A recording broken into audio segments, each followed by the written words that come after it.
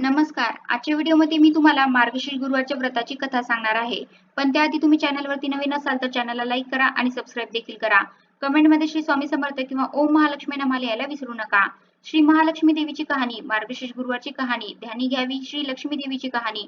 द्वापर युगातील सौराष्ट्र देशाची मोहिनी. आटपाट नगर होतं, तिथे एक राजा होता. राजाचं नाव होतं भद्रश्रवा. तो शूर होता, दयाळू होता, प्रजादक्ष होता, देवा ब्राह्मणांना साधू संतांना सुखवीत होता. राजाच्या राणीचं नाव होतं सूरजचंद्रिका. ती रूपानं अतिशय सुंदर, मात्र स्वभावानं गर्विष्ठ. मागच्या जन्मी ती होती एका वैश्याची बायको. नवऱ्याचं तिचं भांडण होई घरी वैतागली, गेली निघून रानात. तिथं पाहिलं सुवासिनींना, त्या करीत होत्या लक्ष्मी व्रत. तिनं पाहिलं व त्यांच्याबरोबर तसं व्रत केलं. हळूहळू दुःख गेली, दारिद्र्य संपलं, परिस्थिती सुधारली. देवीची भक्ती करत होती. पुढे ती मरून गेली आणि पुढचा जन्म स्त्रीचाच आला.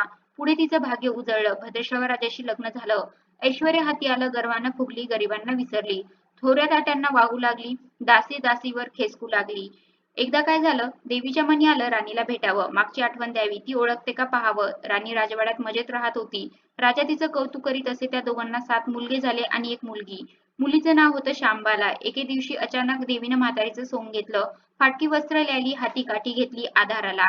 हळूहळू पावलं टाकीत म्हातारी राणीला भेटायला आली. वाड्याशी आली आणि आरोळी दिली. आहे का कोणी घरी? घालील का कोणी घास? दासी बाहेर आली. बाहेर आली, समोर दिसली. तिने विचारलं, कोण ग तू? कुठून आलीस? काय काम काढलंस? तुझं नाव काय? गाव काय? काय हवं तुला? म्हातारी सांगू लागली, अगदी हळू आवाजात. तशातच खोकलाई येई अधूनमधून. म्हातारी म्हणाली, माझं नाव कमलाबाई. द्वारकेहून आले इथं. राणीला भेटायचं. कुठे आहे या राजाची राणी? दासी म्हणाली, राणीसाहेब आहेत महालात, मैत्रिणीशी गप्पा मारतायत. त्यांना सांगितलं तर मलाच रागवतील. तुला कशा भेटणार त्या? तुझा अवतार पाहून तुझ्यावरच खेचकतील, उन बोलतील, मैत्रिणींना सुद्धा तुला हसतील. तू इथे बस आडोशाला. थोडा वेळ मैत्रिणी गेल्या की सांगते त्यांना. म्हातारीलाही राग आला होता. तीही संतापली. तुझी राणी पैशावर भाळली, माणुसकी विसरली. मागच्या जन्मी होती दारिद्री, आज झाली राणी, पण ती माझ्यामुळेच. मीच तिला देवीचं व्रत सांगितलं, तिनं केलं. आता देवीच्या कृपेने राणी पदावर बसली. पण देवीची आठवणही नाही तिला. तिला आता संपत्तीचा गर्व झालाय. डोळ्यांवर पैशाची धुंदी आली. गोरगरिबांना कशाला विचारेल ती? थोड्या मोठ्यांच्या मुली मैत्रिणी झाल्या. म्हातारी गरीब भिकारीन तिला कोण विचारते? ही राणी लक्ष्मी व्रत विसरून गेली. घेतला वसा टाकून दिला. उतली मातली, पण याचं फळ तिला भोगावंच लागेल. नंतरच डोळे उघडतील तिचे. जाते मी परत. दासीनं म्हातारीला थांबवलं, पाणी दिलं, हात जोडले आणि म्हणाली, मला सांगाल ते व्रत मी करेन ते नेमाने. उतणार नाही, मातणार नाही, घेतला वसा टाकणार नाही, दिलेला शब्द विसरणार नाही, मोडणार नाही. म्हातारीने त्या दासीला व्रताचा वसा सांगितला. ती उठली व काठी टेकीत तिथून निघणार, तोच माडीवरून एक मुलगी लगबगीने खाली आली. ती होती राणीची मुलगी शांबाला. ती आली व कळवळून म्हातारीला म्हणाली, आजी रागावू नका. माझी आई चुकली. तिच्यासाठी मला क्षमा करा. मला धीर द्या. माझ्या आईला दिलेला शाप मागं घ्या. मी तुमच्या पाया पडते. मुलीवर दया करा. म्हातारीला आली मुलीची दया. मुलीची होती कोमल काया. ती क्षणभर मुलीकडे डोळे भरून पाहत होती. तिनं मुलीला लक्ष्मी व्रताचा वसा सांगितला व ती मुलीला निरोप देऊन निघणार, तोच राणी तरातरा आली माडीवरून. दाराशी येते तर दिसली ती म्हातारी. राणी कडाडली, कोण ग तू थेरडे? इथं कशाला आलीस? जा इथून, उठ लवकर, नाही तर ढकलून द्यायला सांगते बघ तुला. लाज नाही वाटत तुला इथे यायची? दुसरी घरं नाहीत का तुला? म्हातारीचे डोळे गरगर फिरले, कपाळावर आठ्या उमटल्या आणि तडकन ती निघून गेली परत. पुढे त्या दासीने लक्ष्मी व्रत केला. तिची स्थिती उत्तम सुधारली. ती गेली दासी पण सोडून व पुढे सुखाने संसारही सुरू होता तिचा. पुढे मार्गशीर्ष महिना आला. पहिल्याच गुरुवारी शांबालेनं लक्ष्मी व्रत केलं. सगळे नेम धर्म पाळून 4 गुरुवार तिनं ते व्रत केलं. शेवटच्या गुरुवारी थाटात उद्यापन सिद्धेश्वर राजाच्या मालधर नावाच्या राजपुत्राशी शांबालेचा विवाह झाला. तिला राजवैभव मिळालं. लक्ष्मी व्रताच्या प्रभावानं तिचा संसार सुखासमाधानानं चालू लागला. पण इकडे भद्रश्रवा व सूरजचंद्रिका यांना हळूहळू वाईट दिवस दिसायला लागले. शत्रूनं भद्रश्रवाचं राज्य लुबाडलं. सूरजचंद्रिका राणी होती, ती स्थिती आता बदलली. भद्रश्रवाला फार वाईट वाटे. राणीला रडू कोसळे. पण करणार काय? एक एक दिवस चिंतेत उगत होता आणि तसा चिंतेत मावळत होता. रानावनात हिंडून कष्टाचे दिवस राणी सूरजचंद्रिका आता काढत होती. भद्रश्रवाला वाटलं एक दिवस मुलीकडे जावं, तिला पाहावं. तो एकटाच तिच्या घरी निघाला. चालून चालून दमला होता. नदी तीरावर विसाव्यासाठी थांबला. राणीची दासी नदीवर येत होती. तिनं भद्रश्रवांना पाहिलं, ओळखलं आणि परत लगबगीनं घरी गेली. राजाला बातमी सांगितली. मालधारांना माणसं पाठवली, रथ पाठवला आणि आपल्या सासऱ्याला घरी आणलं. त्याचा मान सन्मान केला, नवी वस्त्र दिली आणि गळ्यात हार घातला. शांबाला वडिलांची नीट व्यवस्था ठेवत होती. राजाचे दिवस मजेत जात होते. आता परत जायचा विचार त्याच्या मनात घेतला.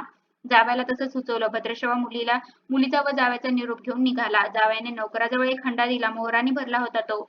नौकराच्या सोबतीने राजा पुन्हा घराकडे परतला. सूरजचंद्रिकेला भेटला. हंडा पाहून ती खुलली.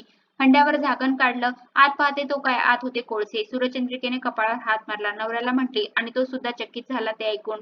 दुःखाचे दिवस संपत नव्हते, दारिद्र्याचे भूक सुटत नव्हते, चिंतेचे ढग सभोवार दिसत होते, काळजीचा वणवा फडकत होता. सूरजचंद्रिकेला एक एक दिवस अडचणीचा जात होता. तिच्याही मनाने घेतलं एकदा मुलीला भेटावं, डोळे भरून पाहून यावं. आपल्या नशिबाचे भोग आपणच सोसायला हवेत, दुसरं करणार तरी काय? एका गुरुवारीच ती घरून निघाली. मुलीच्या गावच्या नदीतीरी बसली. अगदी दमून गेली होती ती. त्यावेळीच एक दासी नदीवर आली. तिनं राणीच्या आईला ओळखलं. ती महाली गेली. राणीला बातमी दिली. तुमची आई नदीवर बसली. खूप दमलेली दिसते. तिला आणायला पाठवा कोणीतरी. श्यामबालेनं रथ बोलावला. आईला घेऊन यायला सांगितलं. आई रथातून बसून घरी आली. श्यामबालेनं आईला पाहिलं आणि प्रेमानं मिठी मारली. मुलीच्या घरचं ऐश्वर्य पाहून तिचे डोळे तृप्त झाले होते. पण तोंडातून शब्द फुटत नव्हते. आईला स्नान करायला सांगितलं. मग पैठणी नेसायला दिली. गळ्यात सोन्या मोत्याचे अलंकार घातले. आईचं रूप उठून दिसू लागलं. दुपारची वेळ झाली. श्यामबाला लक्ष्मी व्रताचा वसा करीत होती. लक्ष्मी देवीची भक्तिभावानं पूजा करीत होती. आरती झाली. धूपदीपांचा वास दरवळत होता.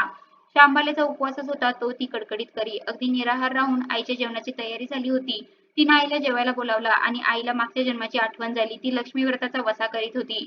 लक्ष्मी देवीच्या कृपेनेच ती राणी झाली होती. ती म्हणाली, श्यामा, मी पण जेवत नाही. मीही तुझ्याबरोबर उपवासच करेन. श्यामा म्हटली, ठीक आहे. मार्गशीर्ष महिनाच होता. तो चारही गुरुवारी मुलीनं केलेलं व्रत तिच्या आईनं पाहिलं होतं. भक्तिभावाने नमस्कार करीत होती, उपवास करीत होती. सर्व दुःख दूर व्हावीत म्हणून प्रार्थना करत होती. महिना संपला व घरी जायचा विचार ठरला. तिला पोहोचवायला शांबाला बरोबर गेली होती. 4 दिवस राहून शांबाला परत निघाली. मालधारानं पूर्वी पाठवलेला हंडा तिनं घेतला. त्यात मीठ भरलं व तो नौकरावर देऊन ती पुन्हा आपल्या राजवाड्यात आली. मालधाराशी गप्पा गोष्टीत वेळ जात होता. त्यानं सहज विचारलं, काय ग, माहेराहून काय आणलं? श्यामबालेने बरोबर आणलेल्या हंड्याकडे बोट दाखवलं. मालधाराने झाकण काढलं. आत काय दिसलं? त्याला मिठाचे खडे. अगं वेडे, हे मिठाचे खडे कशाला? इथं नाही का मिळत मीठ? हो मिळतं ना, पण हे मीठ माझ्या वडिलांच्या राज्यातलं आहे. वडिलांचे राज्य सौराष्ट्रात होतं. तिथल्या शेजारच्या समुद्राचं आहे हे मीठ. समुद्र तीरावर दूरवर माझ्या वडिलांचं राज्य पसरलं होतं. पण आज शांबाल्याच्या सामन्यातील गोम राजानं हेरली. पण तो विचारचक्रात गुंतला. शांबाला सांगत होती, हे मीठ जीवनाचं अमृत आहे. मिठानंच अन्नाला रुची येते. मीठ नसेल तर सारे पदार्थ अळणी बेचव. जो माणूस जिथे मीठ खातो तो नेहमीच इमानी राहतो. त्याचं रक्षण करतो. कामात कसूर झाली तर प्राणार्पणही करतो. मालधाराचं विचारचक्र थांबलं नव्हतं. त्यानं ताबडतोब आपले सेवक आपल्या सासऱ्याकडे म्हणजेच भद्रश्रवाकडे पाठवले व त्यांना ताबडतोब बोलावून घेतलं. भद्रश्रवाला त्या तातडीच्या बोलवण्याचा काही अर्थ लागत नव्हता. पण अधिक विचार न करता तो तातडीने जावयाकडे आला. दोघांची गुप्त बैठक झाली व त्यातून एक नवा विचार निश्चित ठरला. भद्रश्रवानं दिली होती. मालधारांना आपल्या मुख्य सेनापतींना ताबडतोब भेटून जाण्याची आज्ञा दिली.